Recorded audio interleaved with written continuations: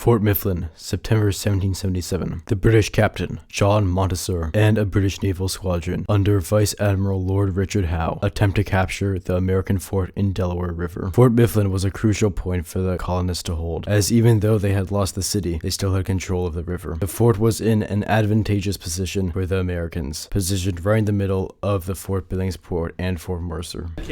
We are here at Fort Mifflin. We are in casemate number 1.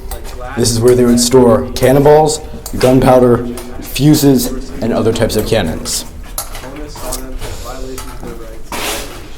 It's very dark in here. The reason why they made it this way and so hidden and sturdy is so that it could be essentially armored to other potential threats that would blow up this casemate.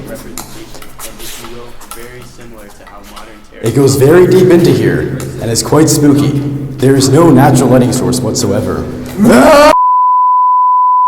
For infantry defense, Americans primarily used the Brown Bess musket, ironically the same model carried by British soldiers. Effective range, about 100 yards, though accuracy dropped dramatically beyond 50. The difference wasn't in the weapon, but in the supply. British troops had more ammunition, more replacement parts, more everything. British infantry trained to fire 3 aimed shots per minute. American military often managed only 2. This difference might seem small, but multiplied across a formation of 200 men over 10 minutes of combat, that's 2,000 extra British bullets finding targets. Close quarter weapons told a similar story.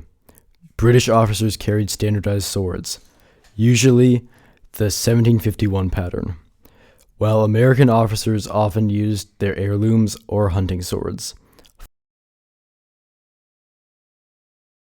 During the siege of Fort Mifflin, the other 2 forts were also attacked, with Fort Billingsport falling on October 2nd, 1777, and after the loss of Fort Mifflin on November 16th, Fort Mercer fell soon after. There is no official date for the falling of Fort Mercer, as they were successful in defending off their attacks, but the base was abandoned, and Fort Billingsport fell in October 1777. The entire defensive calculation changed. British ships could approach the remaining obstacles with less initial damage. Fort Mifflin compensated by reposting its heaviest guns, while Fort Mercer increased its complement of riflemen to target British deck crews from greater distance. The system wasn't perfect. By November, Fort Mifflin was under constant bombardment from British land batteries, weapons the fort wasn't designed to withstand. The defensive held for 5 days under the most intense artillery barrage of the entire war, buying crucial time for Washington's army.